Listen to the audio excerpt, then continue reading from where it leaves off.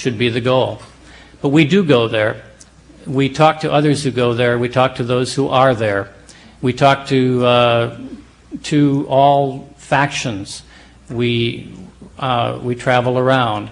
We try to get the best sense we can of what's taking place, and then we report it and we act on it. And training. Since the invasion of Timor, the U.S. has trained more than 2,600 Indonesian officers through IMET. One of the more notable examples of U.S. training is General Benny Murdani, now the Indonesian defense minister, long very close to the U.S., a fluent English speaker, and the man who personally planned the invasion of East Timor, who personally saw to the removal of the previous Timorese archbishop, and who came into Timor 2 years ago, gathered the local Timorese elite, and gave a speech in which he told them, "Don't even think about independence. If you even try to think about it, we will crush you."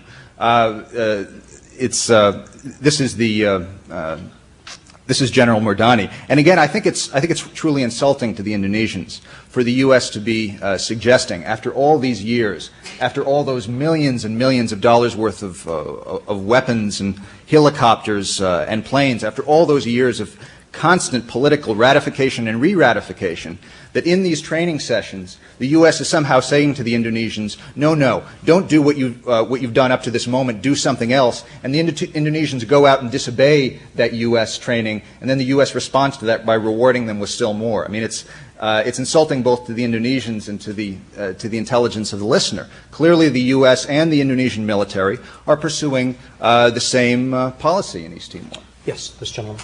Thank you. First, I'd like to thank Mr. Dinger for so eloquently reading the Assistant Secretary of State Kenneth Quinn's testimony before Congress last February. And I think that report does a very dutiful job of echoing the Indonesian's National Investigation Commission's report issued last December. And I think it has a number of very serious holes practically on every point, and I think I would ask somebody else to address those. Just one point on that before I ask my question. No, do ask your question. We're really pressing late, so please get to it. Okay, I'll skip the obvious factual error. The question I would like to ask is a question about witnesses, about testimony, about credibility of testimony.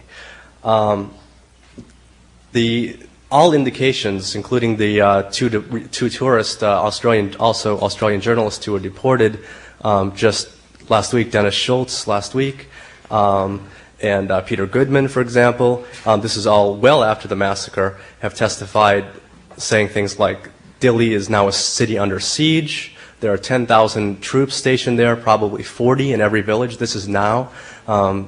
Professor Anderson has alluded to Theo Chaffe's very obvious statements that the oppression and repression in East Timor have gotten quite obviously worse, and Indonesia is making no secret about that whatsoever. Their statement is a clear reversal, and there's no denying that it's a clear reversal of their previous attempt at opening up the territory. They've now gone back to a policy of divide and conquer. They've forced people to go into the hills. Sir, you must ask your question, please. I'm sorry.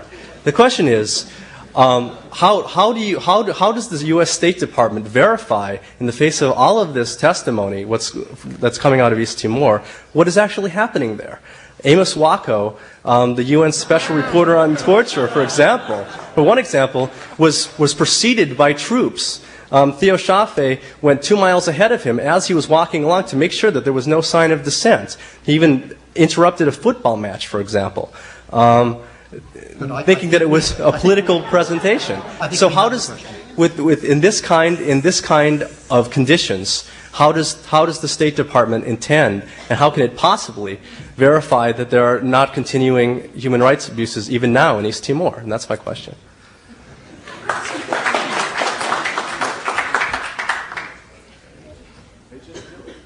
The State Department does not deny that there have been human rights abuses in East Timor. Continuing, even now. And there probably are human rights abuses that have continued since.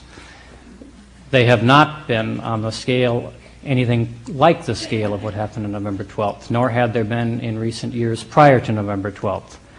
That was an aberration from the trend that had been taking place for the past 2 years. How do we go about trying to figure out what's happening in East Timor? First, we visit there. We've had 5 visits there since November 12th. If our budget were larger, we'd visit there more often. But we visit there as often as we can. We've had, I think it's 10 visits in the last 2 years. That's not full-time, but that's something. There are other embassies in Jakarta that visit there too. We talk with them. We compare notes. There are Westerners, there are Indonesians in Dili, in other parts of East Timor, with whom we communicate, and we talk to them about what's happening. There are East Timorese, a number of them, with whom we communicate. When we visit, we wander the streets and talk to people. Do you feel that you're free to wander the streets, wherever you'd like to go? American State Department, they can wander anywhere they like. The point is that, no East Timorese with one gray cell would ever talk to anyone from the State Department, because the next thing that will happen is they'll end up in the torture chamber. And let me comment on the idea. That's not accurate. I can say some personal experience about that if you're... Well, just to comment on that, Governor Carrascolau and Bishop Bello both told us that is precisely the case, and we interviewed great numbers of people who had exactly the experience, who, because they spoke to foreigners or tried to pass out information about the killings and the tortures, they were arrested. In fact, right now, one of the people who was just put on trial in Dili was charged with the crime of trying to send out to the outside world a transcript of a public interview that was given by the governor. This was considered to be subversion, leaking of classified information, and they were arrested and put on trial by the Indonesian authorities. The idea, this is a very important point, the idea that the massacre was an aberration from a positive trend is pure fantasy. We spoke to Bishop Bello before the massacre, well before the massacre. He compared the situation at that time to 1983, which, if you know the history of Timor, was a particularly grim period with several major massacres. This was when the army was convening people throughout the countryside, telling them, if you speak to the Portuguese UN delegation, you will be killed and your families will be killed to the 7th generation. And these threats were being backed up with increased assassinations and disappearances and tortures and so on.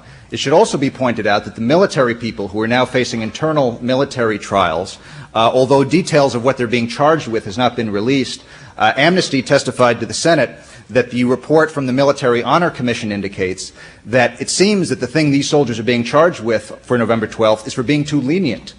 For allowing the demonstration to take place in the first place. And the sackings of the intelligence people that have happened since the massacre have been publicly announced as being in punishment for them allowing the demonstration to take place. And let me just quote briefly from an interview from the current commander, General Sayafi, given to Compass, the Indonesian publication, on March 17. The interviewer asks, "So what attitude will the armed forces take?" And the general says, "I'll say to my troops, win over the people. The people are obliged to follow. If not," and this is what the soldiers are to say to the people, "please flee to the bush. If they go to the bush, they then become GPK, the security disruptor gangs, and the policy on GPK is that you can shoot them on sight." He said, "I'm only restoring ABRI, armed forces, I'm only restoring ABRI standards. Demonstrations don't exist according to Indonesian law, and neither, I might add, do those people who engage in them." Mr. Nairn, is that... I'm sorry. Did you want to say something, Mr. Dinger? I had one short question for Mr. Nairn. I'm wondering if that's the same article in Compass in which General Sayafi gave his plans for the Indonesian military's role in East Timor in the future, in which he stated that it's his every intention to, 1, reduce the number of troops there, and 2, speed up the transformation of them from combat troops to civic action troops. Is that the same article? Let's see. Or did you fail to read that part? I don't know if that is the same article. It is the article in which he says, the crux of the matter is that in many cases we have not been decisive enough. And he has said that they want to reduce the number of troops. That's quite true.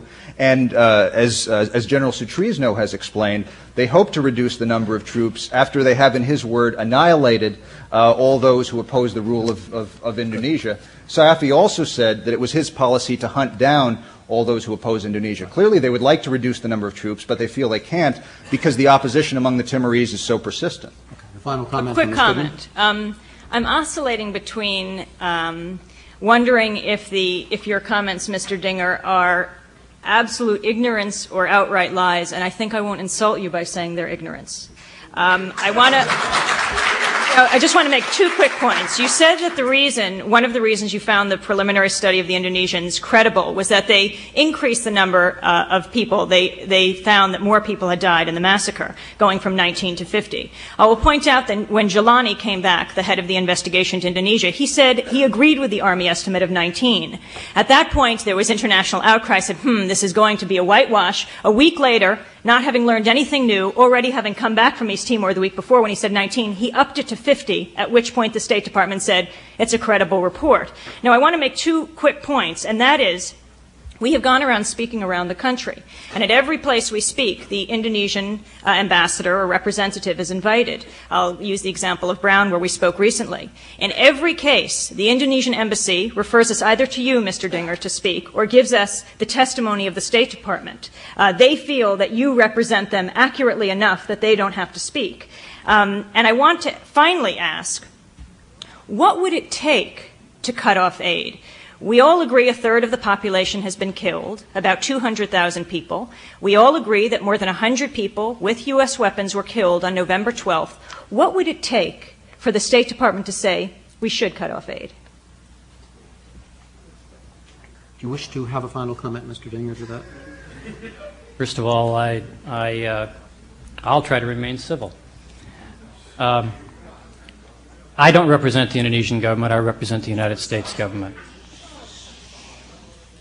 I represent the United States government, and I'm proud to do that. I think we have a very reasoned policy on this issue, and I'm happy to discuss it with you, but I would like it to remain a civil discussion. What does it take to cut off aid? As I understand it, American law says that if a nation is classified as a gross violator of human rights, then aid should be restricted to basic human needs deliverance. The State Department, including the Human Rights Bureau of the State Department, which looks at the broad range of human rights around the world, does not consider that Indonesia qualifies for that classification. It has never considered that, and it doesn't today. There are serious human rights problems in Indonesia. There's no doubt about that. But there are also some positive signs in Indonesia, and the response to the November 12th tragedy is one of them. The Indonesian government accepted that it was a tragedy. It accepted responsibility for it. It's going about punishing the people who took part in that tragedy. The punishment will not be because they were too lenient. It will be because they participated in a massacre. Thank you. I am instructed by authority much too high to question that there is at least one occupation which must immediately end, and that is our occupation of the ARCO Forum. We've apparently exceeded the time available to us, and I'm afraid I have to first thank very much our panelists. I knew something about East Timor, not negligible, but I have learned a lot from this evening's discussion. I think it an extremely good one. I thank the students who put this together for performing a really very useful and important service of ventilating a vital issue. I thank you for coming, and I should remind anyone who wishes to continue to discuss this issue that informal discussion will continue in room 150 to the rear. Good night.